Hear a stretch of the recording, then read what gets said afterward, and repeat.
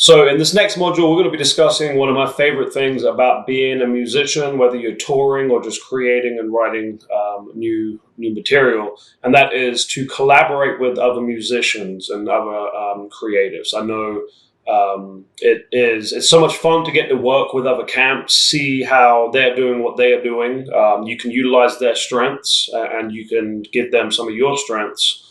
And there's just so many different ways that you can approach it. I know one example would be when we used to tour pretty heavily, we would do show swaps. So if there was a band that we knew was really successful in a market that we were trying to get into, we would reach out to them, introduce ourselves. Maybe we already knew each other, maybe we didn't. But then we'd do a show swap. So we would come play in their market, opening up for them where they've got great crowds. And for us, we're walking into a build-up crowd, and then in return, we'd bring them into one of our strong markets. And anytime you're doing a collaboration, you should approach it with trying to give value to the person instead of just trying to take.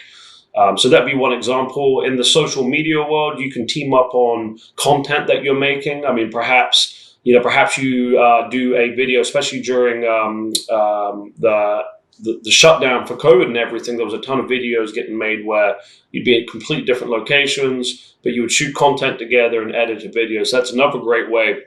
I've even seen some of the bands that I love listening to doing social media takeovers, especially kind of around festival time and when there's a lot of stuff going on. You would see one band hijack, and obviously it's planned, but hijack another band's social media and then take over all the posts. They can promote it, they can make it funny, they can do what they like. So especially if you're touring with a band, for an example, a social media takeover would be a great way to collaborate. So you can imagine just leveraging these bands that you're playing with festivals on, other bands that are local to your area, and especially bands that are not local to you, because as I discussed a little bit earlier, you can use their strength in their home market and return the favor. And that's a great way to get pretty quick exposure, and especially in difficult markets. The bigger the market, the harder it is to break into. So instead of having to go do those bar gigs and then finally get an opening spot on a venue, a bigger venue with maybe a regional band, and just kind of grinding it out.